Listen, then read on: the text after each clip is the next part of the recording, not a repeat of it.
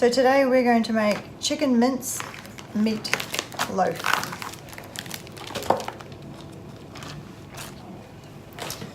So all you want to do is put your chicken mince or ground chicken breast into a bowl.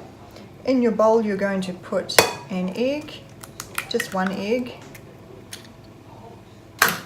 Now I've got some chopped parsley. This is optional, you don't have to use chopped parsley. I've got some spring onions. The spring onions, and then I'm adding this little packet of garlic. This is something new to me. I haven't seen this before, so I picked it up at the supermarket yesterday. It's just little cubes of garlic, which is good. Saves me having to squash it up. Then I'm going to add some mixed herbs, however many you want. This is basically just mixed herbs. You can add anything you want. You could have chilies, everything with the bagel seasoning, so many different options. And then just half a cup of panko breadcrumbs. Again, doesn't have to be panko breadcrumbs, it can be any breadcrumbs that you like. Then all you're going to do is bring it all together.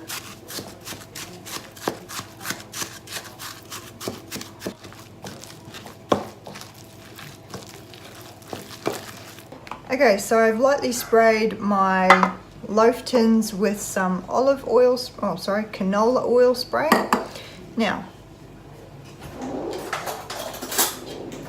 this mixture is very wet, which is totally fine, and it should make roughly 4 meatloaves.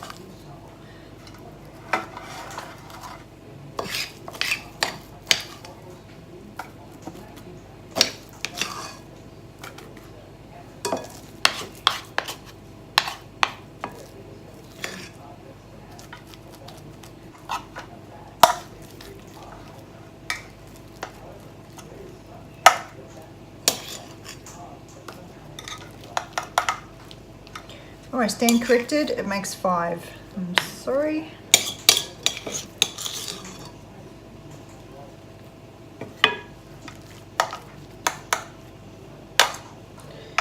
So 5 mini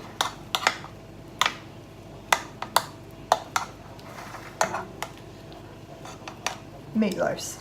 So what I'm going to do now is pop this in the oven at 180 or 360 degrees for, I think roughly they were in there for like 15 minutes, but I will come back and tell you exactly, and in the meantime we will get to making the sauce.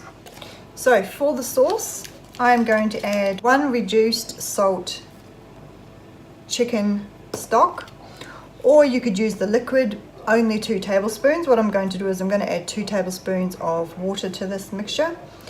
Then I'm going to use some apple cider vinegar. This one here has got honey in it, so it's a little bit sweeter. If you don't have it with honey, that's totally fine. So you want 2 tablespoons of apple cider vinegar.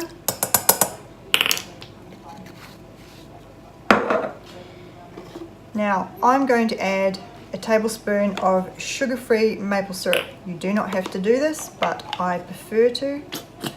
I think it makes the sauce just a little bit nicer and a little bit stickier. For the next step, I have used the Weight Watchers barbecue sauce sachets. I used 3 of these sachets. I think these are like 1 tablespoon each, so that's probably 3 tablespoons of barbecue sauce. Now, if you don't have the Weight Watchers barbecue sauce, just use any low point barbecue sauce that you would normally use, and it will work just as fine. Now this Weight Watchers one I'm not a huge fan of because it's very spicy. If I wasn't too worried about points, or if I wanted to just add extra points, I would just use the hickory brown sugar one from Baby Ray's, because I love this. This is my favorite sauce. I use this for everything. I just count the points, but I love it. But for today I'm using the Weight Watchers ones. So you want to put 3 packets in.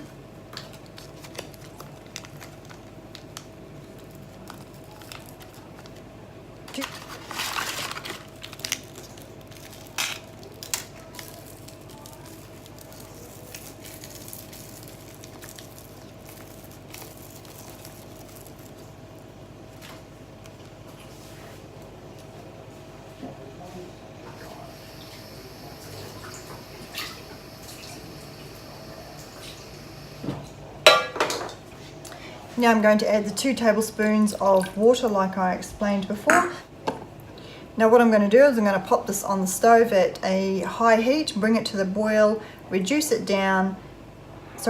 heat down to a medium, bring this down to a simmer and just let it reduce down so it's a little bit more sticky. And then just before the meatloaf is ready to come out of the oven, I'm just going to drizzle it over, let it soak into the meatloaf a little bit while it's still in the oven and become a little bit more gooey. You can see my sauce has reduced down quite nicely. It's nice and thick and tasty.